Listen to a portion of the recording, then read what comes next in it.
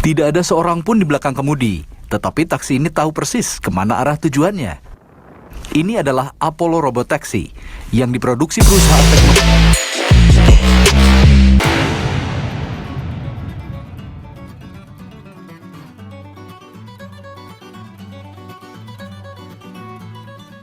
Tanpa berlama-lama lagi, mari kita saksikan paparan dari Ibu Rian Leandros. Mari kita berikan aplaus. Bismillahirrahmanirrahim. Assalamualaikum. Selamat sore teman-teman. Semangat pagi. Semangat Semangat sore, pagi Bu. ya. Selamat pagi, Bu. Semangat terus. Oke, thank you untuk Pak Ardian dan Pak Arifandi ya atas waktunya, atas kesempatannya. Kita akan ngomongin sesuatu yang hype. Itu tadi sebelumnya penjelasan Pak Ardian juga oke banget ya. Memang nggak dipungkirin ya, kayaknya semua orang berlomba-lomba untuk mengetahui dan kalau bisa jadi bagian dari AI gitu ya, entah pelakunya, entah pembuatnya, entah apanya gitu ya. Nah ini kalau bisa jangan ketinggalan ya teman-teman ya. Jadi kita mungkin bagi yang belum tahu kita mulai dari basic ya. Kita ini di sini sebenarnya sharing-sharing aja ya. Bukannya saya menggurui, saya juga belajar, masih belajar ya. Kita sama-sama belajar, oke? Nah, kita akan mulai dari AI itu sendiri. Ya, AI itu sendiri jadi nggak tiba-tiba langsung loncat gitu ya. Itu biasanya nanti kalau loncat itu akan lebih deep gitu. Nah, ini kita ngomongin AI itu dulu apa sih gitu ya. Nah, kalau misal teman-teman lihat gambar ini, eh kok kesini gitu loh. Ya, ini kita nih dikenal sebagai dengan Homo sapiens ya. Apa sih yang namanya Homo sapiens itu maksudnya manusia yang bijaksana, ya kan? Kenapa eh, disebut bijaksana? Karena kecerdasan itu penting, ya. Jadi kita kan udah selama ribuan tahun tuh kita selalu berpikir gimana cara berpikir, bertindak gitu kan. Terus gimana otak kita tuh yang cuma ya sekepalan tangan gitu ya, yang cuma berapa gram itu bisa dapat memprediksi, memahami dan memanipulasi suatu hal gitu loh, ya. Nah, begitu juga dengan AI. Kan AI itu kan kita tahu ya, singkatannya Artificial Intelligence, itu kecerdasan buatan. Nah, ini jadi dia maksudnya tuh mesin yang menghitung, bertindak ya, secara efektif dan aman dalam berbagai situasi apapun itu. Oke, nah ada survei berkala ya menempatkan AI itu sebagai salah satu bidang yang paling menarik dan paling cepat berkembang. Tadi udah disebut juga sama Bapak Moderator ya, eh, berkembangnya cepat banget ya. Terus menarik juga karena semua orang tuh kayaknya mau jadi bagian dari itu gitu dan mau mempelajari gitu loh. Makanya webinar-webinar workshop AI itu kayaknya selalu rame ya sama orang-orang yang ya eager, yang pingin tahu aja atau yang in deep gitu kan. Oke, ya. Nah, ternyata nih faktanya ini, tahu nggak kalau misal dari AI itu bisa menghasilkan pendapatan itu senilai 1 triliun dolar per tahunnya. Ya, dolar loh ya guys ya. Nah, ini jadi suatu yang mencengangkan sih ya. Nah, ini ada salah satu orang ya, dia pakar AI namanya Kai-Fu Lee ya. Kalau dari marganya Lee itu sih Korea ya. Ya, dia memperkirakan bahwa dampaknya itu akan lebih besar dari apapun dalam sejarah umat manusia. Itu perkiraannya. Tapi kenyataannya sampai sekarang kita udah melihat itu memang kayaknya booming banget gitu ya. Nah, makanya apalagi tuh ada batasan intelektual itu lebih terbuka lebar ya. Walaupun mungkin ya kita bisa lihat nih orang-orang ini kita tahu ya ada em, siapa nih Galileo Galilei ya kan ada siapa Einstein, ada Marie Curie, terus ada Isaac Newton. Itu kan mereka orang-orang yang eh ini ya apa benar-benar spesifik sama ilmu pengetahuan yang eksakta. Ya, Galileo Galilei itu kan astronomi, Einstein ya quantum leaps gitu kan. Ini ahli kimia, Marie Curie, terus ada si Isaac Newton yang merupakan ahli fisika. Nah itu mereka waktu itu zamannya mungkin keren banget gitu ya, tapi ternyata sekarang AI itu hitungannya sih mereka tua ya, ilmu-ilmu yang tua ya. Tapi sekarang tuh ternyata AI itu lebih dari mereka gitu ya, terbuka lebar untuk itu, untuk segala macam ya, untuk peluang, untuk kedepannya dan sebagainya. Oke, nah makanya dari situ kita bisa melihat jadi apa sih sebenarnya AI itu? Jadi dia simulasi kecerdasan ya. Namanya juga kan kecerdasan buatan. Nah, jadi dia simulasi kecerdasan manusia yang dimodelkan dalam mesin ya dan diprogram. Program sama siapa? Sama kita, manusia. Supaya kenapa? Supaya dia bisa berpikir dan bertindak seperti manusia. Oke.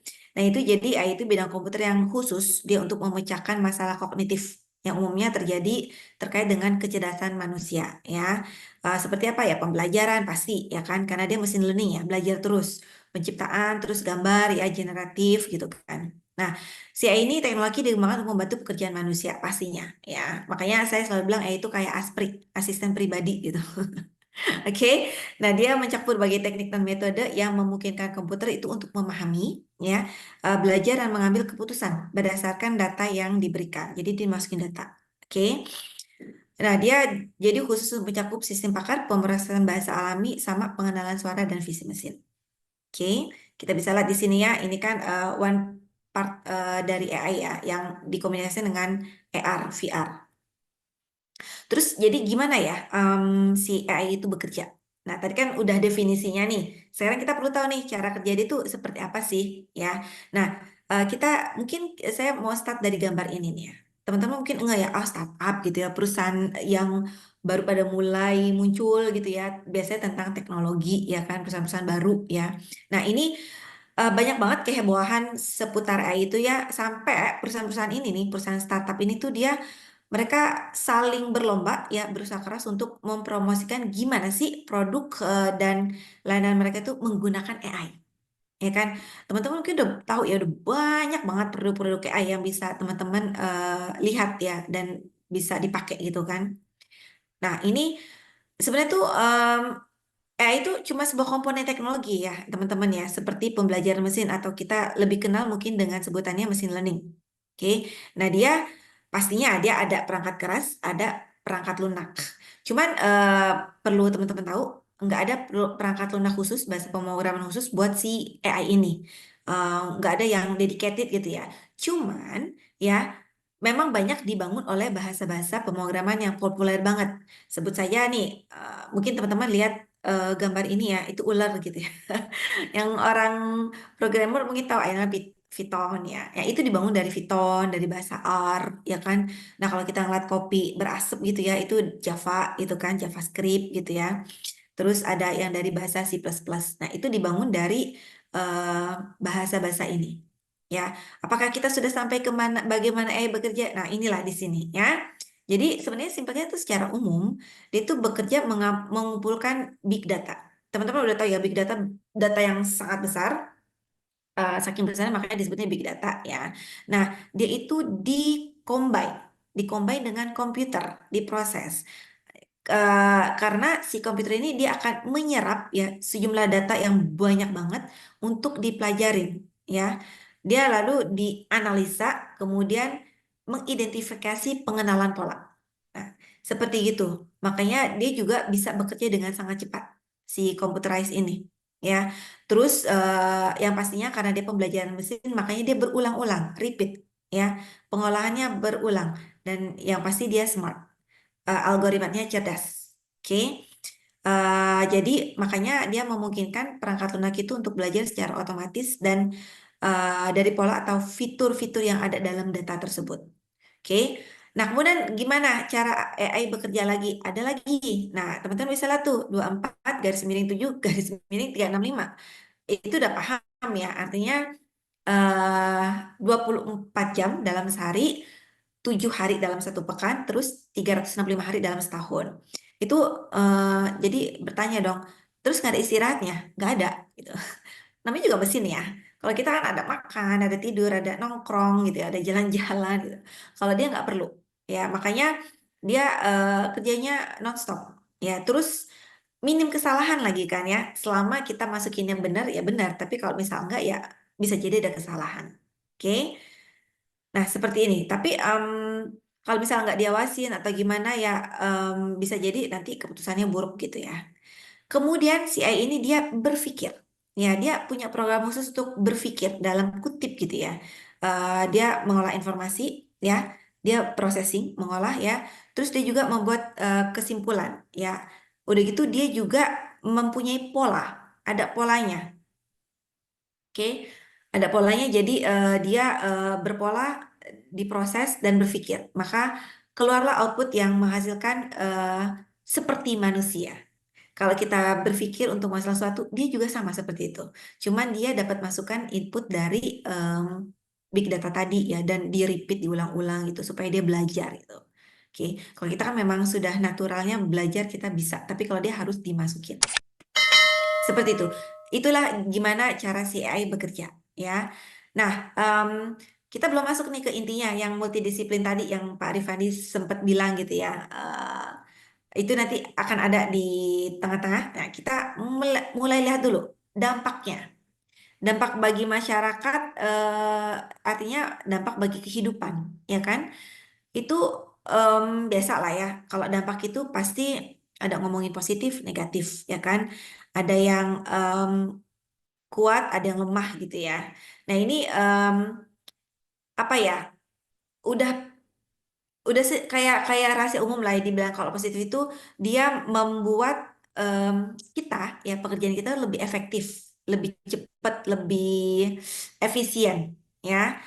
Em, karena efisien, efektif, akhirnya terciptalah peningkatan produktivitas. Setelah peningkatan produktivitas ada juga penghematan ya. Penghematan. Terus ada penghematan apa aja dari segi biaya, dari waktu, ya kan, dari ongkos, even dari ongkos. Jadi dia bisa menekan ongkos produksi sebenarnya. Oke. Nah, tadi kan udah dibilang ya, kalau si AI itu kan dia bisa mengerjakan, dia dimasukin hal pembelajaran yang berpola, yang repeat ya. Nah, dia juga bisa melakukan pekerjaan yang repeat, berulang-ulang, ya kan?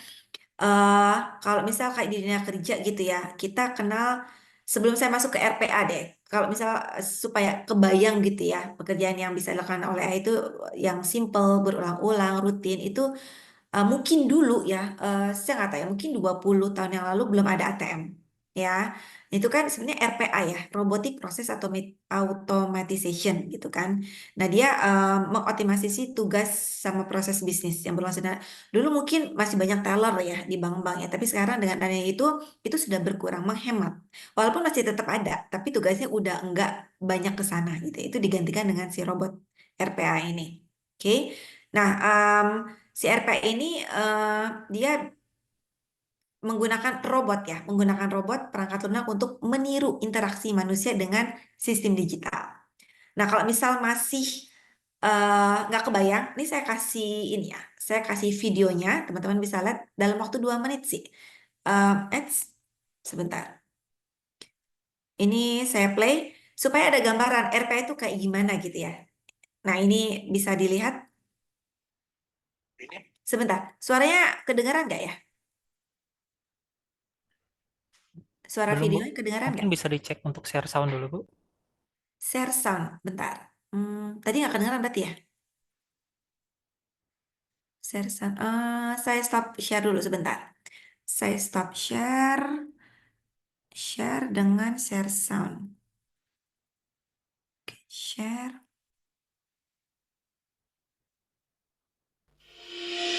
Sekarang gimana? Ada suara? Ya, sudah, Ibu. Udah ya, oke. Silakan ya. Ini video singkat. Ini Andre. Dia sangat menikmati pekerjaannya. Semua berubah saat negara api menyerang. Permasalahan pun bermunculan. Dokumen voice yang dikerjakan setiap bulannya sangat banyak. Tak peduli siang atau malam, di hari kerja atau hari libur, waktu habis digunakan untuk menyelesaikannya. Untuk itu, kami menyediakan solusinya. Perkenalkan, ini Robot. Solusi dokumen invoice menggunakan robotic process automation. Apa yang dilakukan oleh Bobot? Ia akan membuka dan membaca dokumen invoice yang berasal dari email ataupun direktori dalam bentuk PDF. Selanjutnya, dokumen tersebut diekstrak ke dalam format yang diinginkan dengan menggunakan teknologi OCR. Hasil ekstraksi tersebut akan diinputkan secara otomatis ke dalam SAP. Keuntungan dari menggunakan robot yaitu, ia tidak akan sakit walau disakiti. Berdedikasi tinggi, tidak memerlukan liburan. Dapat bekerja setiap hari setiap waktu. Dapat diduplikasi, serta meminimalisir risiko human error. Tarik kursi Anda, siapkan secangkir kopi, Duduk yang santai, dan biarkan bobot yang melakukan pekerjaannya. Dengan demikian, Anda tidak dibebankan lagi atas rutinitas operasional dan dapat fokus untuk pekerjaan lainnya seperti strategic planning, business process improvement, serta berinovasi. Dengan bobot, tidak ada lagi kelupaan dalam penyelesaian dokumen. Performasi diri pun semakin meningkat. Biarkan bobot bekerja, dan kita bisa bobo-bobo cantik. Oke, bisa bobo-bobo cantik ya, robot yang bekerja. Oke, em, terus ada yang nih kalau misalnya saya nggak tahu nih ada ibu-ibu yang nonton apa enggak nih ya. Wah kalau gitu cuma buat para pekerja aja ya, buat kita anak muda, ibu-ibu gimana? Ya, tenang aja ya. Si AI ini tuh dia nggak pilih kasih, dia nggak lihat kasta gitu ya. Dia nggak lihat-lihat warisannya seberapa banyak gitu, nggak pandang nggak milih-milih ya. Nah, gimana kalau bukannya buat pekerja? Nah, AI itu banyak ya, banyak ngebantu di mana. Nah, ini teman-teman bisa lihat di sini. Ini ada smart home devices ya. Ada robot cleaner nih. Kita lihat yang ini yang gampang deh, robot cleaner. Di sini juga gabungan antara IoT sama AI ya. Nah, dia membantu ibu-ibu nggak usah lagi meres-meres kain gitu ya. Habis dicelupin terus mesti meres keluarin tenaga gitu kan. Begitu baru ngepel. Nah, dengan adanya robot cleaner ini bisa ngebantu gitu. Terus apalagi ada buat safety di rumah kayak alarm misal ada maling masuk gitu ya yang nggak diinginkan. Nah, itu bisa. Ya, atau em, ya ada smart TV, smart light control gitu kan. Sekarang mungkin udah agak lama ya ada yang tinggal kita nyalain lampu tanpa tombol ya pakai suara aja gitu. Nah ini banyak banget ya AI itu sangat membantu kita. Ini dampak positifnya ya teman-teman ya, dampak positifnya. Nah em, tadi saya udah bilang kalau udah begitu udah hemat semuanya. Ibu-ibu yang tadinya misal ngepel butuh waktu, saya tuh nyapu ngepel kurang lebih butuh waktu antara 15 sampai 30 menit ya. Kalau misal pakai itu mungkin 15 sampai 30 menit saya bisa pakai masak atau saya bisa bikin paper gitu ya. Nah, itu biarin si mesin yang bekerja gitu. Jadi sebenarnya kita lebih bisa mengerjakan hal yang lain ya. Itu dampak positifnya ya. Nah, terus gimana dampak negatifnya? Di mana kan pasti ada positif negatif, ada yin, ada yang gitu kan, ada hitam, ada putih, ada utara, ada selatan gitu kan. Nah, ini kita masuk ke hal tersebut ya, ada positif, ada negatif. Kita bisa lihat ya, ada robot nih kayak gini nih. Eh, Robot itu akan mengeluarkan sesuatu ya. Di sini akan kita bahas. Itu ada kata bias. Ya, bias itu apa sih? Penyimpangan. Ya, penyimpangan dan ketidakakuratan. Ya, itu maksudnya gimana? Jadi kadang untuk menghasilkan sebuah tindakan itu bukan kadang ya. Si AI itu memang dia bergantung sama data yang digunakan untuk pelatihannya. Ya kan? Kalau misal nih kita masukin datanya itu enggak representatif atau kita enggak masukin data enggak sesuai dengan realitanya, ya udah kebayang kan kalau itu akan jadi bias ya mungkin bisa jadi penyimpangan atau bisa ada ketidakakuratan ya jadi makanya kalau bisa sangat berhati-hati ya karena dia kan mesin pembelajaran makanya kita harus memasukkan hal-hal yang benar ya yang tidak bias gitu.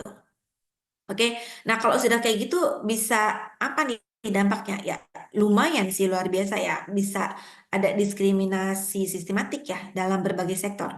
Terus bisa jadi ada orang atau perusahaan yang bisa ngambil keputusan itu dia jadi nggak adil, nggak prediktif gitu kan, atau mungkin dia diskriminatif terhadap kelompok tertentu gitu, atau mungkin ada penyalahgunaan kekuasaan, penyalahgunaan data, informasi gitu ya. Nanti setelah itu dampaknya bisa lebih runyam lagi gitu ke depannya ya. Makanya tadi yang saya bilang hati-hati untuk memasukkan data ke si AI ini ya. Jadi mesti datasetnya itu mesti representatif. Oke. Nah, terus apalagi ada dampak negatif yang lain? Ada nggak? Tadi kan di depan kita udah ngomongin RPA tuh ya, dia bisa menggantikan fungsi orang yang kerjanya itu aja gitu, repetitif gitu kan, yang sederhana. Nah, itu bisa jadi nggak kayak begini hasilnya gitu ya? Bisa jadi gitu kan. Itu maksudnya apa tuh orang lagi duduk gitu kayak sedih gitu ya. Nah, itu dia terus bisa lah menggambarkan sebelah itu ada box yang isinya barang-barang dia di kantor gitu ya. Itu biasa kalau udah kayak gitu kan orang biasa resign atau nggak punya kerjaan lagi gitu ya. Nah itu artinya bisa aja orang tergantikan dengan itu gitu loh ya. Dan bisa jadi ada pengurangan massal atau terstruktur gitu kan. Akhirnya ada kesenjangan ekonomi ya. Nah, em, terus nih eh, dampak negatif lainnya itu bukan apa ya? Apa penjahatnya Bumblebee gitu ya. Saya lupa namanya. Bukan ya. Cuman representatif robot gitu ya. Nah, itu eh, kebayang nggak kira-kira maksudnya apa nih foto ya? Maksudnya apa nih gambarnya? Itu memperlihatkan kalau kita nggak bisa hidup tanpa dia gitu loh ya. Jadi bahasa lain itu ketergantungan ya. Ketergantungan dengan apa? Dengan AI ya. Kayaknya ada nggak yang merasa, iya gue juga lama-lama kayaknya apa-apa mesti chat GPT, apa-apa mesti Firefly gitu kan ya. Apa-apa gue mesti buka Gemini gitu kan kalau gue mau ngerjain PR atau apa. Nah itu bisa jadi ketergantungan. Nah kalau udah kayak gitu, negatifnya apa? Akan hilang kreativitas kita. Karena kita nggak berpikir lagi ya.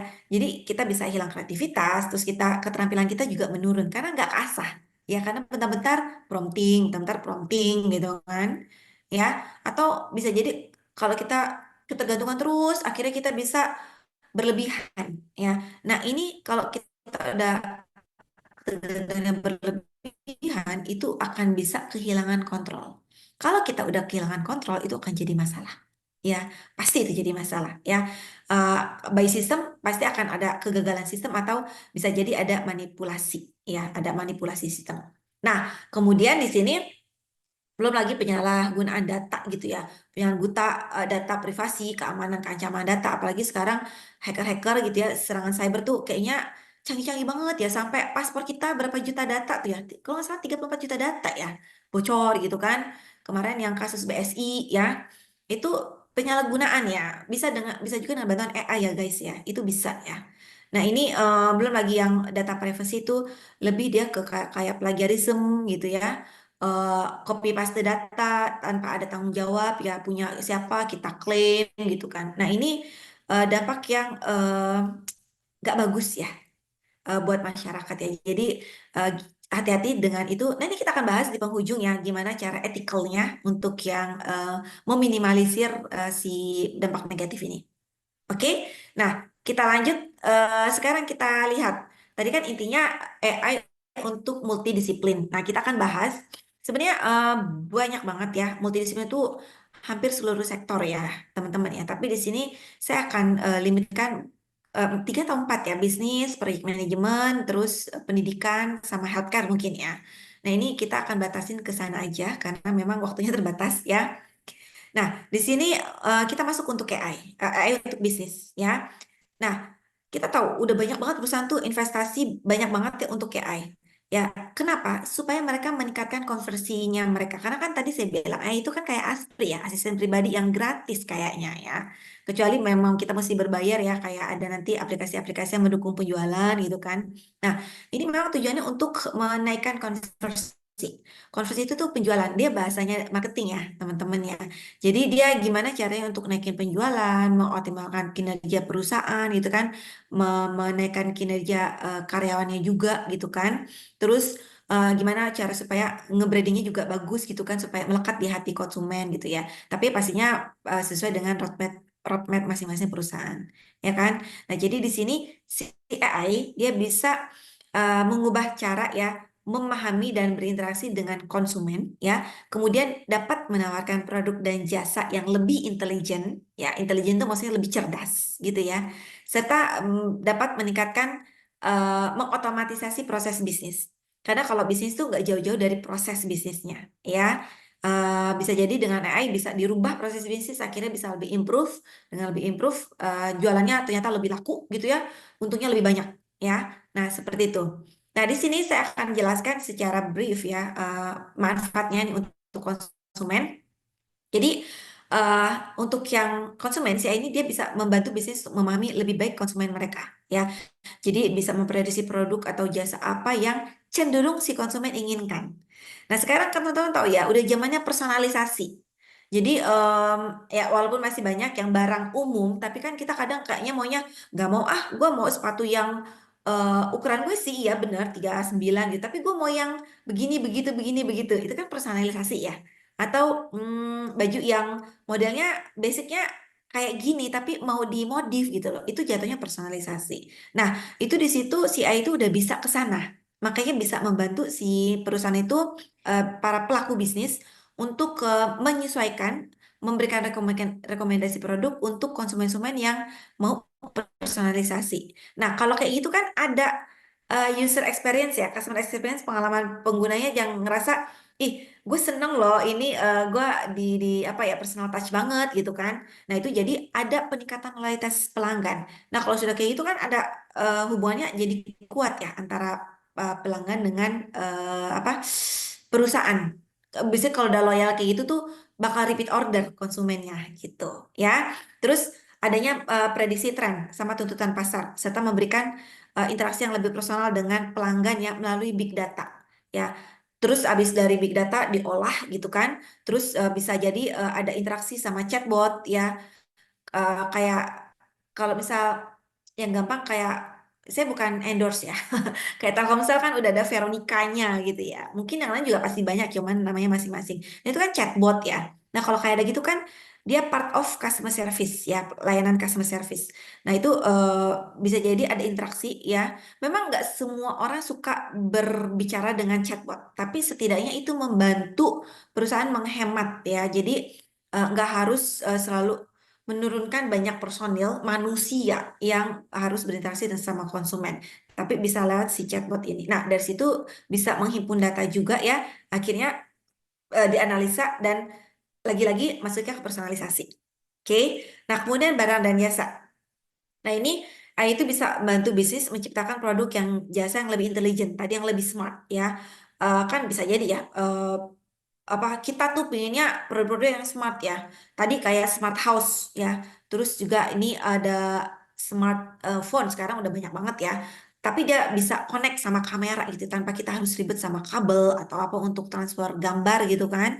Nah, ini eh, perusahaan bisa terbantukan dengan eh, hasil seperti ini ya. Jadi mereka berinovatif terus dan berkompetisi terus ya untuk produk-produk yang lebih cerdas. Oke. Makanya ini si kita kita bisa lebih lebih gampang untuk melacak apapun ya informasi tentang si kompetitor. Kita bisa ngintip-ngintip, bisa ATM gitu ya, bisa amati, tiru, modifikasi. Kok dia bisa hebat ya, bisa keren ya penjualannya ya dalam waktu 1 bulan ya. Aku juga mau lah itu bisa diintip dengan AI gitu loh. Ya, kan kita bisa tanya sama AI, itu gimana sih? Atau mungkin kita bisa dibuatkan strateginya ya. Selama kita prompting kita detail, itu akan dibantu sama AI. Ya, yang penting kita prompting itu benar dan sesuai dan detail. Kalau cuma general itu akan susah. Ya. Nah, jadi akan banyak perusahaan ya, mereka melakukan R&D ya, research and development. Jadi akan semakin banyak apa produk-produk yang inovatif ya, jasa produk ya, bahkan peluang-peluang baru tuh jadi banyak yang bermunculan. Oke. Nah, ini kemudian eh, ada, oh ya, terakhir untuk yang proses bisnis tadi ya. Nah, itu dia bisa membantu mengotomatisasi ya. Sekarang mungkin sebenarnya ada videonya, cuman saya nggak masukin ya karena takutnya waktunya terkikis gitu. Itu ada drone, food delivery by drone. Kalau kita kan sekarang kayak nggak endorse lagi ya, cuman saya sebut aja biar gampang kebayang kayak GrabFood, eh, apa GoFood gitu ya, dan yang by drone gitu loh. Jadi drone-nya itu benar-benar ngantar makanan ke kita, jadi nggak ada orangnya ya. Itu nanti bisa dicari videonya ya. Nah, itu karena itu jadi semuanya bisa hemat ya teman-teman. Mungkin investasi di awal memang mahal ya, tapi at the end kesininya cost-nya akan lebih rendah ya. Itu yang difikirkan dan diimplementasikan sama perusahaan-perusahaan sekarang. Nah, kemudian di perusahaan besar ya untuk bisnis, ini ada namanya tools itu, kalau kita lihat ya Salesforce, ini mungkin kalau lihat wajah imutnya teman-teman harusnya tahu ya. Ini tadi fotonya udah di awal, ya ini Albert Einstein, ya. Saya nggak ngerti kenapa si Salesforce ini ngambil nama dia, ya, tapi nama aplikasinya adalah Salesforce Einstein. Ya, dia mengacu pada si AI ya yang terintegrasi yang dikembangkan untuk platformnya si CRM, Customer Relationship Management ya. Nah, dia jadi dikenal tuh sebagai namanya pelanggan 360. Ini canggih banget ya. Ini aplikasi sangat canggih banget berdasarkan AI. Jadi dia bisa em, apa ya, mengenai pelanggan ya, yang ujungnya nanti bisa ke kebutuhan, keinginan pelanggan ya, personalisasi mungkin kayak tadi ya, yang akhirnya akan meningkatkan pendapatan. Tadi yang udah dibahas di sebelumnya ya. Nah, kemudian tapi itu kan perusahaan-perusahaan besar, Bu. Kita kan, kalau saya kan self-employed nih, saya freelance nih, saya nggak mungkin apa sih punya cuan yang gede banget buat beli aplikasi yang super duper apa mehong gitu ya, mahal gitu ya. Jadi itu ada nggak ya solusinya untuk kayak gitu ya? Tenang aja teman-teman ya. Banyak banyak banget ya apa AI untuk yang orang kayak kita. Saya juga ya freelance juga gitu ya, digital marketing juga gitu kan, cari bahan riset gitu. Itu eh, ada banyak toolsnya ya. Jadi nggak usah khawatir ya. Ini nggak cuma, kan tadi udah dibilang AI itu nggak ngelihat kasta ya, nggak ngelihat harta tata gitu kan ya. Oke, nah ini apa aja untuk untuk generatif, teman-teman udah pasti tahu lah ini, logonya udah pasti tahu ya. Saya nggak perlu panjang kali lebar menceritakan tentang si ChatGPT ini ya. Di YouTube saya juga banyak, ada juga video tentang ChatGPT, gimana cara ngeprompting di YouTube saya itu ada ya, bener-bener saya kasih tahu detailnya seperti apa ya caranya dari tahap 1, tahap 2, tahap 3 itu ada caranya. Jadi kita benar-benar tepat sasaran ketika kita mau uh, me- mencari solusi atas masalah kita sama GPT ya.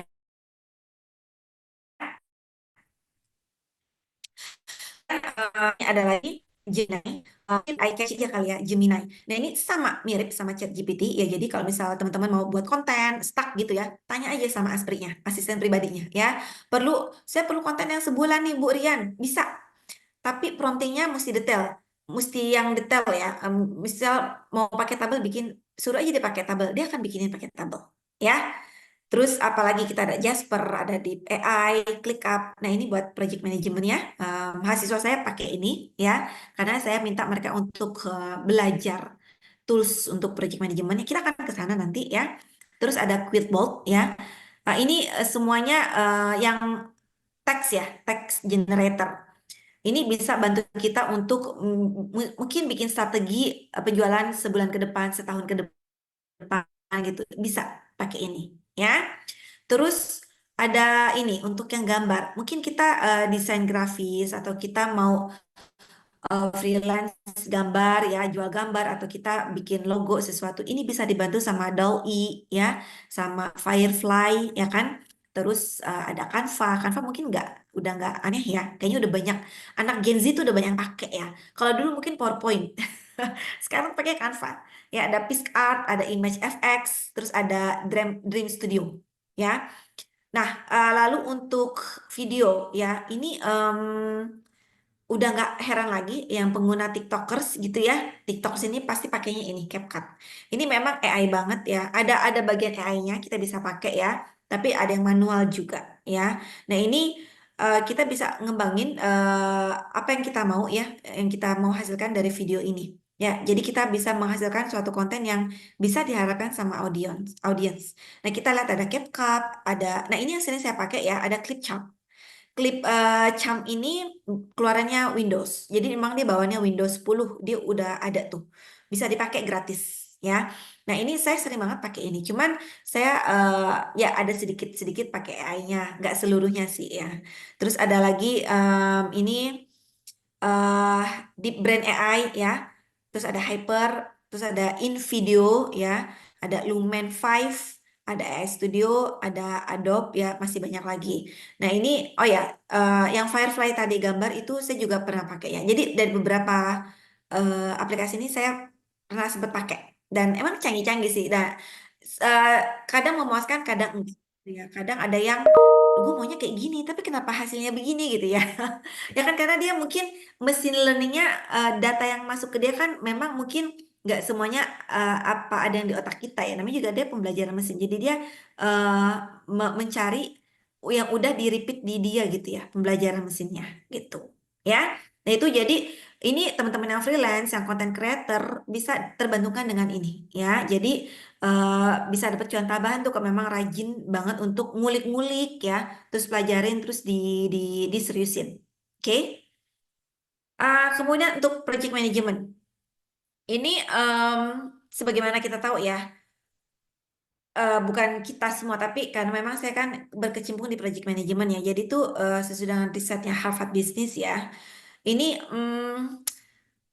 dari sekian banyak, dari seluruh total proyek itu ya, sebenarnya sedikit banget yang proyeknya go live, yang sukses. Itu cuma 35%-nya, teman-teman ya.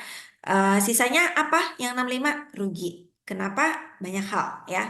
Yang pasti karena nggak mencapai target. Itu di project management itu banyak banget kasus ya, teman-teman ya. Apalagi saya kan juga udah pegang berapa cycles gitu ya. Tapi alhamdulillah sih so far lancar gitu. Tapi banyak juga, ada juga nggak sebenarnya lancar ya, ada yang molor gitu kan, harusnya 1,5 tahun jadi 2 tahun gitu. Itu kan apa ya, bisa dibilang yang 65% tadi gitu loh ya teman-temannya. Jadi terus gimana nih untuk overcome hal ini? Nah, alhamdulillah sekarang ada AI ya di sini, sudah banyak bermunculan aplikasi AI yang ngebantu para PM ya, para Scrum Master, Project Manager itu untuk membantu mendukung supaya bisa tercapai nih targetnya, timelinenya, scope-nya gitu ya. Kita kan punya triple constraint ya.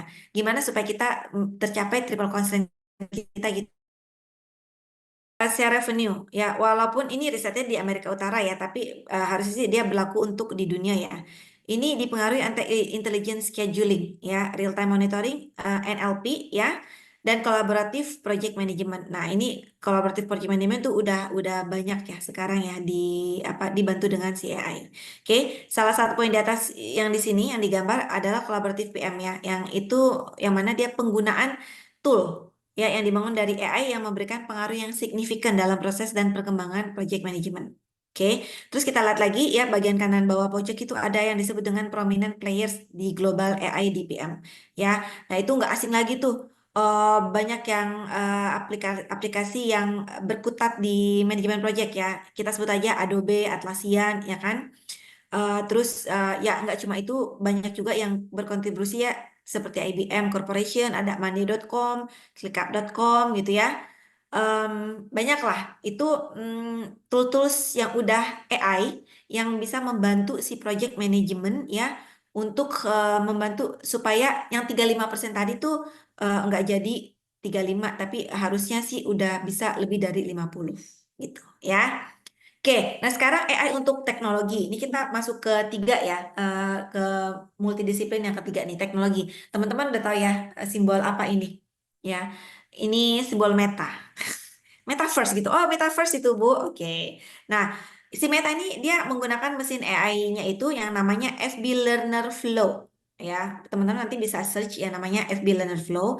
Dia itu untuk mempersonalisasi masukan berita dan homepage ya. Dia bisa memberikan informasi iklan di hadapan para penggunanya, kita usernya gitu ya, yang pastinya menarik gitu loh. Nah, si FB Learner ini dia itu menggunakan ML atau machine learning, mesin pembelajar, pastinya AI ya. Untuk apa? Untuk menganalisa, mensegmentasi platform ya. Nah, di sini hebatnya si AI itu dia bisa melakukan pengenalan wajah. Ya, dia bisa mengklaim dirinya bisa melakukan pengenalan wajah karena dia bisa apa ya? Punya teknologi namanya deep face ya. Jadi dia akan menitik-nitikin ya. Jadi ada berapa titik gitu ya. Biasanya dia kurang lebih ada 68 titik wajah yang dia analisis. Cocok nggak di sini sama orangnya gitu kan. Kalau enggak berarti misal nggak bisa login atau gimana ya. Nah, teknologi itu sekarang juga udah banyak dipakai untuk mungkin kalau di perkantoran absensi gitu ya. Di kereta pun juga sekarang sudah ada kayak gitu. Oke. Nah, satu lagi saya mau kasih lihat teknologi ya. Teman-teman bisa lihat ini sebelum saya kasih tahu seperti apa ya. Jadi nanti pertanyaannya mungkin horor nggak ya gitu ya, menyenangkan atau enggak gitu. Nah, ini kayaknya 2 menit aja, silakan ditonton.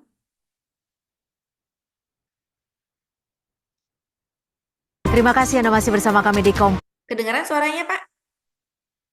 Iya Ibu, terdengar. Kompas Malam. Kita ke informasi mancanegara saudara. Tiongkok kini punya taksi pintar. Taksi tanpa pengemudi ini memberikan jaminan keselamatan lalu lintas, kemudahan dan ekonomis untuk para penggunanya. Tidak ada seorang pun di belakang kemudi, tetapi taksi ini tahu persis kemana arah tujuannya. Ini adalah Apollo Robotaxi yang diproduksi perusahaan teknologi praksasa asal Tiongkok Baidu yang sebelumnya dikenal sebagai operator mesin pencari. Apollo Robotaxi mengangkut pelanggan di sekitar kota Beijing tanpa pengemudi. Baidu menerima lisensi pertama di Tiongkok pada bulan April lalu untuk mengoperasikan taksi tanpa pengemudi. Baidu mengklaim kendaraan otonomnya ini dapat membuat mengemudi lebih murah, mudah, dan aman. 车辆可以自行的不依赖人类去在路上运行的时候呢，它能实现诸多层面的社会价值。我们说底层的社会意义在于可以通过机器人的规范操作、理性操作和不存在疲劳驾驶的特点，能从而大幅减少人类驾驶员目前因为人类操作不当导致的恶性事故，就是这样的一个我说重大的亡人事故。 Salah satu pengguna layanan Apollo Robotaxi mengatakan, moda transportasi robot ini terasa lebih aman dibandingkan dengan pengemudi taksi manusia. 首先，它不会就是人为的去一些那种违章呀，这些是不存在的。识别那种障碍物方面，也是我觉得识别障碍物还是挺清晰的，就是很敏感。有一些很小的，比如说咱们人有时候关注不到的一些物体，它也能识别。 就采取一些刹车什么的。 Meski tidak memiliki pengemudi, taksi ini memiliki pengawas di kursi penumpang. Layanan Apollo Robotaxi kini telah diperluas ke Beijing, Shanghai, dan 8 kota lainnya. Apollo Go juga kini telah menyediakan 213.000 perjalanan pada kuartal terakhir tahun lalu, menjadikannya layanan taksi self-driving tersibuk di dunia. Oke, pengalaman tadi orang menyenangkan ya, tapi saya lihat YouTube yang lain tuh malah ngeri gitu, malah takut gitu loh. Awalnya takut horor banget gitu ya, nggak ada pengemudi ya. Jadi saya kata nanti teman-teman mungkin kalau ke sana atau mungkin suatu saat di Indonesia ada seperti itu kita akan mengalami ya. Itu jadi bisa merasakan ini horor apa malah seneng gitu ya. Nah itu manfaatnya tadi udah dibilang menghemat segalanya. Terus safety-nya lebih awareness-nya lebih tinggi ya, lebih bagus gitu loh. Karena kan kalau manusia ada ngantuknya ya kan, ada emosinya kalau dia misal ada yang nyalip terus dia langsung marah-marah gitu ya. Jadi kalau ini kan enggak gitu, ada sensor dia jadi langsung ya paling berhenti gitu loh. Nggak akan ada drama-drama di jalanan gitu ya. Oke. Nah, sekarang untuk pendidikan ya, kita tahu kelas online tuh udah nggak asing ya, apalagi sejak pandemi ya. Em, dan sekarang kalau kelas ini artinya kayaknya nggak lepas dari gadget ya. Nah, gadget ini 100% online apa enggak ya? Nggak juga ya.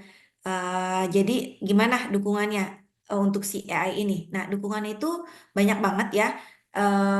Dia membantu mahasiswa atau siswa untuk berlatih nulis ya, terus meningkatkan pengalaman belajar, terus nyusun rencana pembelajaran, lalu menyediakan materi pembelajaran, memberikan umpan balik ya, mengembangkan keterampilan.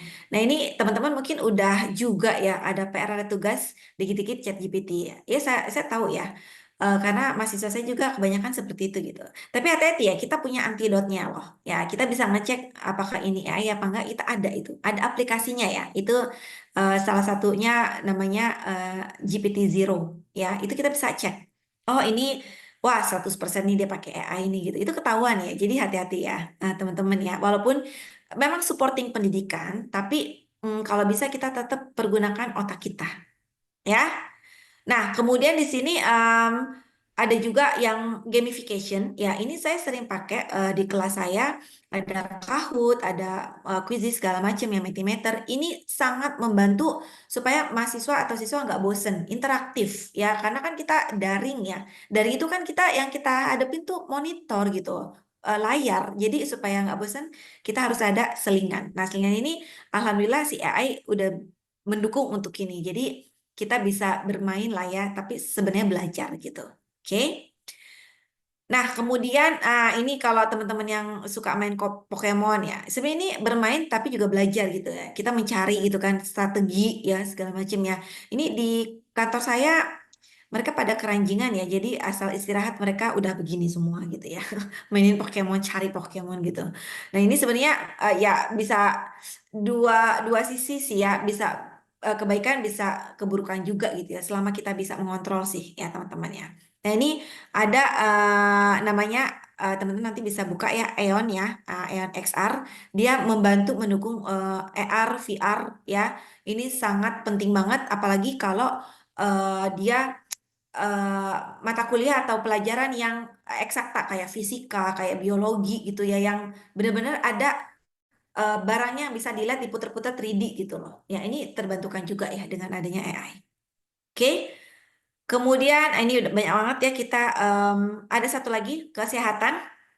Nah, kesehatan kalau kita lihat ya Halodoc ya. Ini teman-teman mungkin udah ada juga yang pakai Halodoc ya. Ini salah satunya cuman Go Dokter atau apa gitu kayaknya banyak ya. Nah, ini banyak banget ya bisa ngebantu si AI ini. Kita nggak perlu lagi ke rumah sakit ngantri 1 jam, 2 jam, 3 jam gitu kan ya. Tapi kita udah bisa apa pakai aplikasi di rumah kita kasih tahu ya nanti didiagnosa sama dokternya, dijawab sama dokternya. Nah itu bisa dikirimin obatnya ya. Jadi kemungkinan tepatnya memang mungkin nggak 100%, tapi setidaknya itu membantu kita nggak perlu, oh kita udah sakit kita harus pergi ke rumah sakit itu kan kayaknya ini ya apa sesuatu banget gitu lah, effort banget gitu ya. Oke. Nah, kemudian dia bisa meningkatkan efisiensi dalam diagnosis ya. Seperti lihat gambar ini ya, CT scan sama MRI, dia bisa ngedeteksi pola-pola yang mungkin sulit terlihat oleh manusia ya. Jadi kalau dengan begitu diagnosis ini bisa dibuat dengan lebih cepat dan tepat. Misalnya apa sih diagnosisnya? Kanker paru-paru, penyakit jantung, penyakit hati dan sebagainya. Ini penyakit hati beneran ya, bukan penyakit hati yang julid gitu ya, bukan ya. Oke, nah terus ini kita bisa lihat ya di apa ruangan ICU kali ya. Nah ini bisa memonitoring atau mungkin ruang perawatan ya. Ini bisa memonitoring kesehatan dan aksi pencegahan yang lebih baik ya. Jadi dia bisa memperlihatkan, kasih tahu di mesin itu real time tentang kondisi si pasien. Jadi ada apa-apa bisa cepat tertangani ya. Jadi tim medis juga bisa cepat melakukan tindakan ya. Terus di sini juga ada menyambungkan data pelayanan kesehatan ya kan. Kemudian pengobatan kanker ya dengan terapi gen. Lalu ada juga ini robotik untuk operasi bedah. Nah ini benar-benar satu yang baru yang wah, luar biasa ya. Nah, apa nanti dokter bedah bisa tergantikan? Enggak sih. Enggak akan ya. Mungkin itu 100 tahun 200 ke depan bisa jadi, tapi kalau sekarang enggak ya. Karena mereka pun mesinnya masih belajar. Ya. Oke, banyak banget ya di sini bisa pemberian saran gaya hidup berdasarkan data kesehatan pribadi teman-teman gitu kan ya. Terus ada penyaringan massal untuk penyakit menular ya. Terus ada ini pemberian edukasi kesehatan secara personalisasi ya. Terus ada AI Health Plan ya. Jadi kalau misalnya mau hidup sehat, banyak tuh aplikasi sekarang yang dengan berat badan sekian, tinggi sekian, penyakitnya ini disarankan untuk mengkonsumsi ini, dikasih tuh jadwalnya dalam 7 hari harus makannya apa, jam berapa, berapa gram gitu. Nah itu ada aplikasinya udah banyak ya, teman-teman bisa cari. Oke, ini kita masih lanjut atau gimana, Pak Ardian?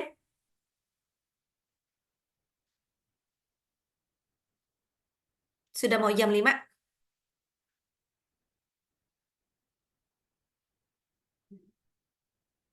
Halo Pak Ardian? Oh maaf, maaf masih ke mute, maaf. Iya, Udah mau jam 5, jadi mungkin kita bisa akhiri lebih cepat ya Bu ya. oke. Nanti saya akan coba Em, bikin summary juga untuk oke. di sesi seminar ini.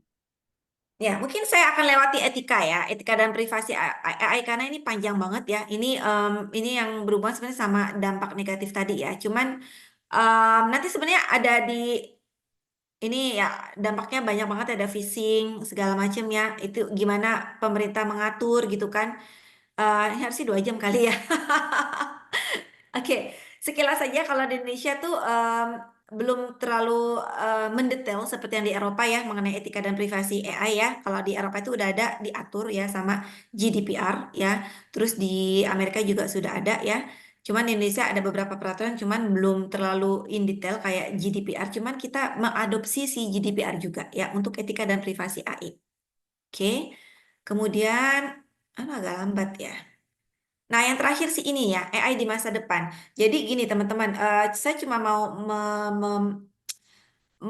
apa ya, highlight satu hal ya. Nggak usah ada kekhawatiran atau ketakutan mengenai AI di masa depan. Aduh, ntar gue nggak ada kerjaan ya. Aduh, gue nanti digantiin robot ya. Aduh, gue begini atau begitu ya. Atau gue nanti nggak ada pekerjaan ya. Kayak gambar tadi di depan tuh yang orang di nongkrong gitu kan. Di sebelahnya ada box apa alat-alat barang-barang di kantornya gitu ya.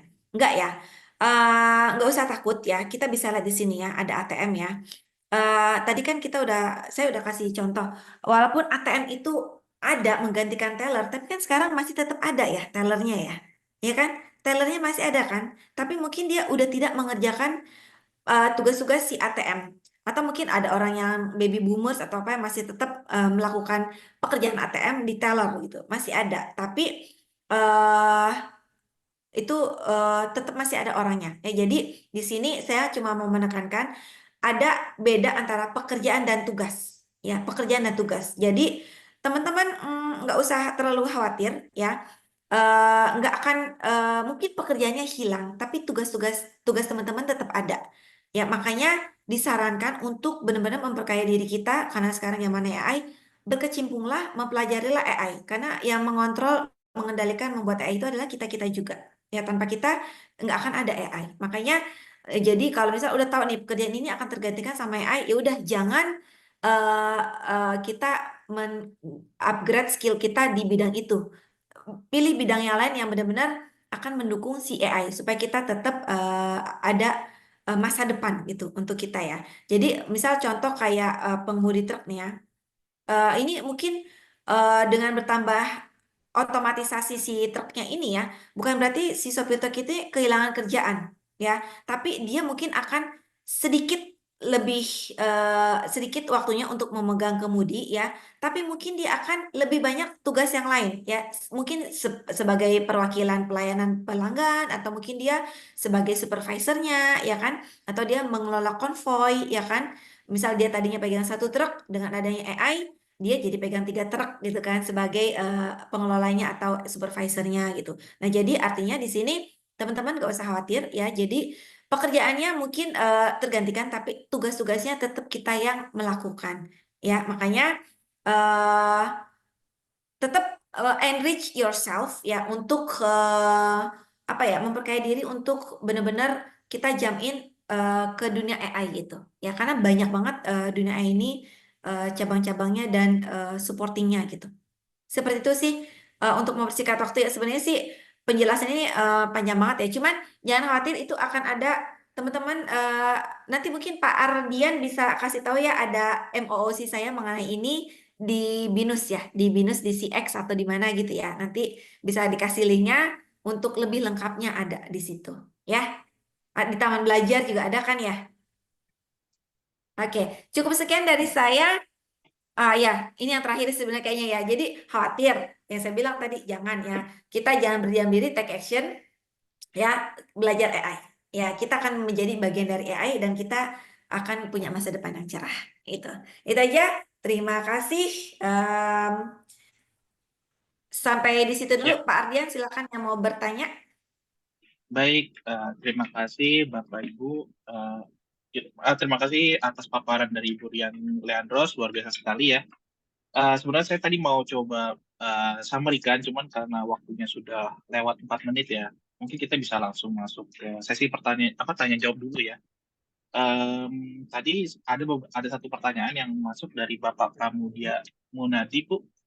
Pertanyaan beliau ini, apa langkah-langkah yang dapat diambil untuk memastikan AI dapat berkembang secara positif dan bermanfaat? Mungkin langkah mitigasi apa yang sudah pernah dilakukan oleh perusahaan atau apa untuk memastikan tetap dampaknya masih di positif. Oke.